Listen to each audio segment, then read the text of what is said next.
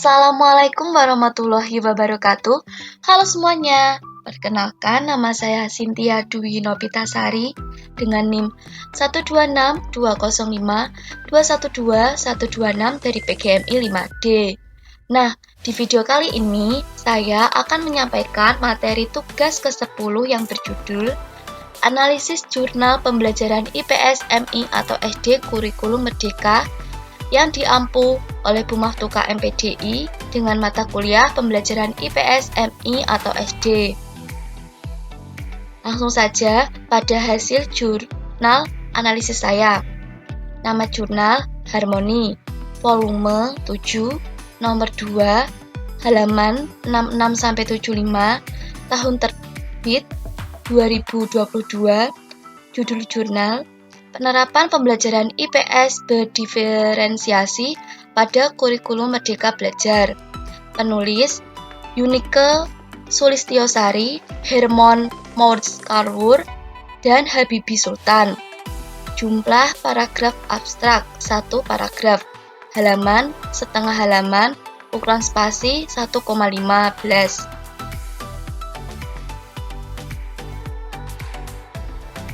Uraian abstrak. Abstrak disajikan dalam format bahasa Indonesia dan bahasa Inggris yang menguraikan tentang penerapan pembelajaran IPS yang dilakukan secara berdiferensiasi. Penelitian menggunakan metode kualitatif dengan pendekatan studi kasus. Pelaksanaan pembelajaran berdiferensiasi telah berhasil diterapkan oleh guru IPS. Guru menggunakan diferensiasi konten, diferensiasi proses, dan diferensiasi produk. Hasil pembelajaran berdiferensiasi memberikan dampak yang positif baik dari segi pengajar maupun peserta didik. Namun, masih ada tantangan yang diterima oleh guru pada tahap diferensiasi proses. Guru masih menemukan kebingungan saat membedakan bahan ajar yang harus diberikan pada peserta didik yang bervariasi. Melalui pembelajaran berdiferensiasi, pada kurikulum Merdeka memberikan otonomi peserta didik untuk dapat mengekspresikan kemampuan belajarnya berdasarkan potensi dan minat yang dimiliki. Keyword jurnal, pembelajaran IPS, strategi diferensiasi, kurikulum belajar mandiri. Pendahuluan jurnal. Dalam pendahuluan jurnal, penulis menjelaskan tentang pembelajaran IPS. Guru dalam pembelajaran berperan sebagai mediator, yaitu mengarahkan peserta didik. Pembelajaran merupakan suatu proses belajar yang dibangun guru untuk meningkatkan moral, intelektual, serta mengembangkan berbagai kemampuan yang dimiliki oleh siswa, baik itu kemampuan berpikir, kemampuan kreativitas, maupun kemampuan mengkonstruksi pengetahuan. Realitanya saat ini pembelajaran IPS masih bertolak belakang dari kondisi pembelajaran yang ideal. Pasalnya, masih banyak ditemukan guru IPS yang menyampaikan pembelajaran secara konseptual dan didominasi oleh metode ceramah. Hal ini yang menyebabkan peserta didik jenuh dan ketertarikan terhadap mata pelajaran IPS menurun. Urgensi dari pendidikan IPS saat ini belum dapat dirasakan oleh peserta didik dikarenakan mindset yang telah terbangun ialah pendidikan IPS berisi materi hafalan, bukan materi yang aplikatif. Pada proses pembelajaran, peserta didik tidak hanya dituntut untuk mengikuti kemauan guru, namun guru juga harus mampu memahami potensi masing-masing peserta didik. Menghadapi keberagaman peserta didik inilah yang menuntut guru untuk dapat berinovasi dalam menentukan model pembelajaran.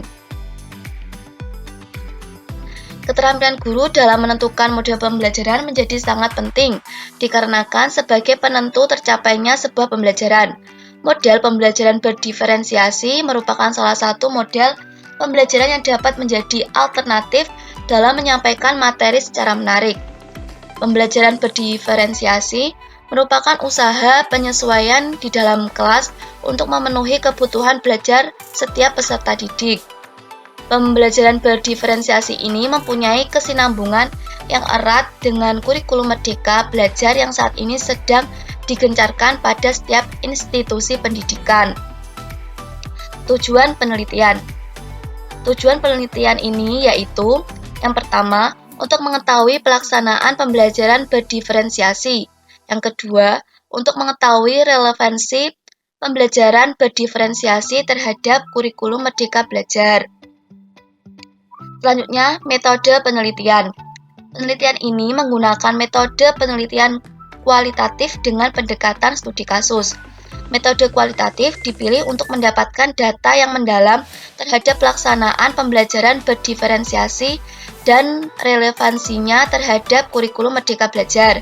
Sedangkan studi kasus dipilih karena dalam mendeskripsikan sebuah fenomena dalam inovasi pembelajaran berdiferensiasi dengan merujuk pada sekolah yang dijadikan fokus penelitian.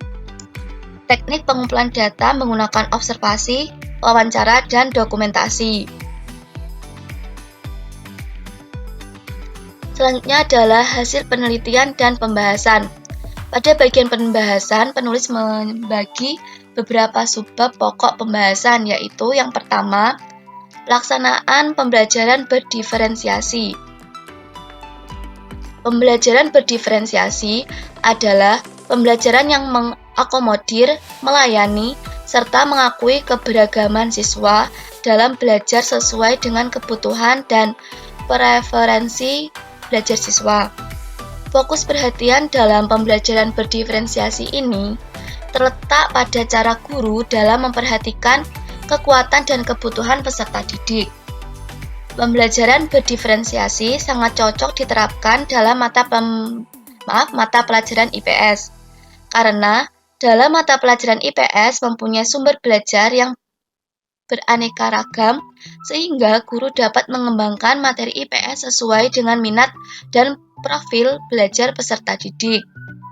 Pembelajaran berdiferensiasi sendiri dibagi menjadi 3 jenis, yaitu ada diferensiasi konten, mencakup kesiapan belajar, minat peserta didik, dan profil belajar peserta didik. Kemudian diferensiasi proses.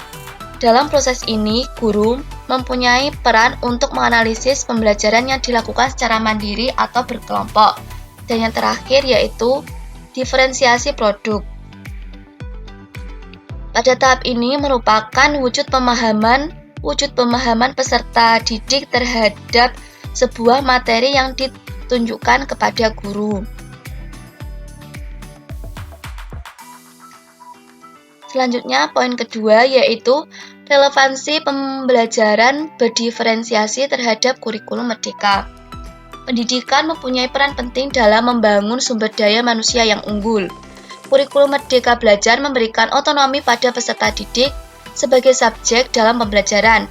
Artinya, peserta didik bebas berekspresi dan bereksplorasi mengenai materi yang ditawarkan oleh guru. Pada kurikulum Merdeka memberikan kebebasan pada guru untuk menciptakan pembelajaran yang menyenangkan tetapi bermakna. Guru perlu menganalisis jenis-jenis model pembelajaran supaya dapat memilih model pembelajaran sesuai dengan kesiapan peserta didik. Selain model pembelajaran, guru dan peserta didik mempunyai kebebasan dalam mencari sumber belajar sesuai dengan konten materi yang dipelajari. Konsep kemerdekaan yang diberikan pada lingkungan pendidikan dapat didesain dalam sebuah pembelajaran berdiferensiasi. Pembelajaran berdiferensiasi merupakan strategi dalam pelaksanaan program kurikulum Merdeka. Pembelajaran berdiferensiasi juga dapat dibentuk guna menstimulus peserta didik untuk mengembangkan bakat sesuai dengan potensi yang dimiliki. Melalui pembelajaran berdiferensiasi dapat mengakomodasi keberagaman berdasarkan kebutuhan peserta didik, berdasarkan kesiapan belajar, minat, dan profil belajar peserta didik untuk mencapai tujuan pembelajaran.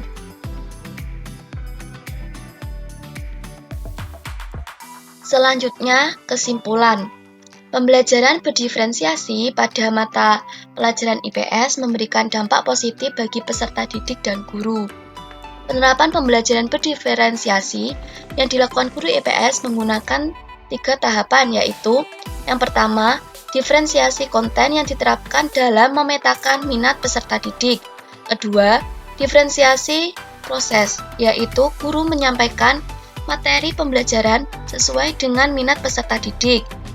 Ketiga, diferensiasi produk yang diberikan kepada peserta didik, yaitu memberikan kebebasan dalam menyusun tugas sesuai tema yang ditentukan.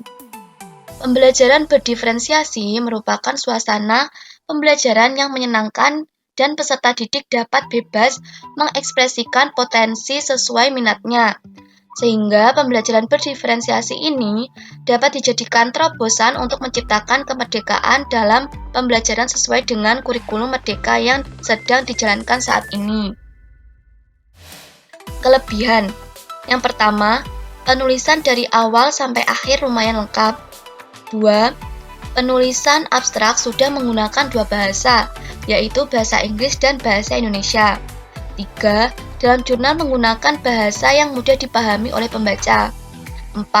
Memuat informasi tentang pelaksanaan pembelajaran berdiferensiasi pada mata pelajaran IPS dan relevansi pembelajaran berdiferensiasi terhadap kurikulum Merdeka Belajar. Yang kelima, bisa dijadikan sebagai bahan rujukan penelitian. Selanjutnya yaitu kekurangan. Yang pertama, masih banyak jarak yang kurang rapi dan penataan penulisan masih ada yang belum rapi. 2. Ada beberapa kesalahan dalam penulisan dan ejaan. Dan yang ketiga, tidak terdapat batasan pembahasan dalam jurnal. Solusinya, yang pertama, sebaiknya penulis memeriksa jarak yang kurang rapi serta mengedit lebih rapi penataan penulisan dalam jurnal. Yang kedua, memeriksa kembali tulisan dan ejaan-ejaan pada kata dalam jurnal.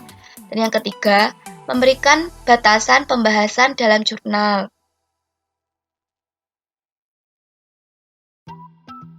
Nah, itu tadi hasil analisis jurnal saya. Cukup itu tadi yang dapat saya sampaikan. Sekian dan terima kasih. Wassalamualaikum warahmatullahi wabarakatuh.